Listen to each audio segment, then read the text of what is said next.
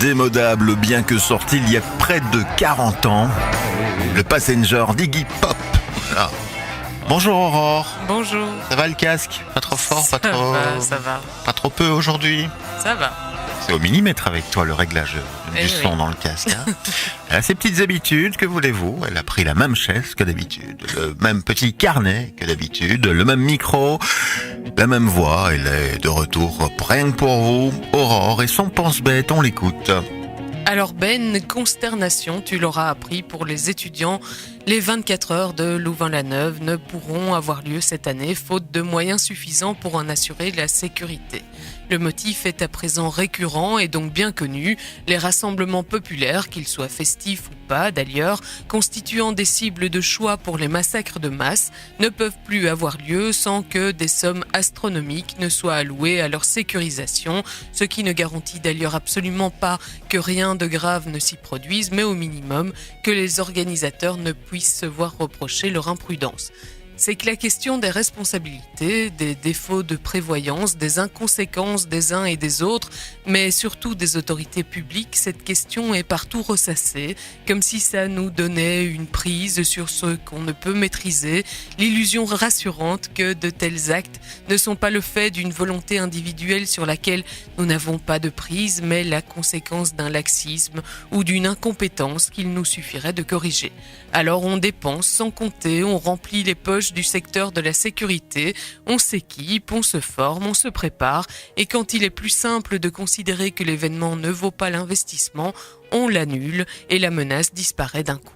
L'espace public déserté, il faut dire que c'est beaucoup plus facile à contrôler à grand renfort de caméras de surveillance. Et puis, les foules, les gens qui font la fête, la gratuité de ces moments ensemble, on ne sait jamais trop ce qui pourrait en ressortir. Les gens sont quand même moins inquiétants quand ils suivent tous leur petite routine individuelle. Pourtant, n'est-ce pas aussi à force de trajectoires qui se déploient sans jamais d'occasion de se confondre avec celles d'autres individus que les projets de certains peuvent prendre une tournure si mortifère?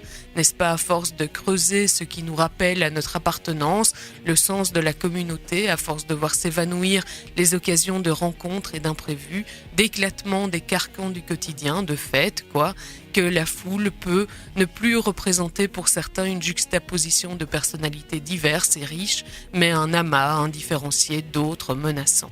C'est pourquoi je ne suis pas sûre que la carte de la sécurité puisse durablement être jouée sans conséquences importantes sur notre conception du vivre ensemble.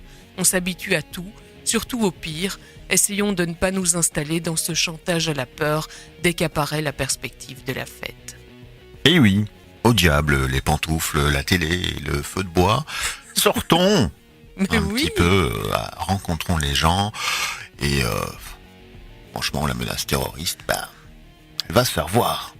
On tente de faire ça bientôt? Ce serait pas mal. Ce serait pas mal. Merci Aurore. Bonne journée à toi. Oui, bonne journée. Oh là là, c'est un peu déprimant ton bonne journée. Allez, on recommence. Bonne journée à toi. Oui, bonne journée. Merci, à demain. La musique revient sur Buzz Radio avec Jeff Buckley. Buzz Radio. Buzz Radio. Juste pour vous. Buzz Radio.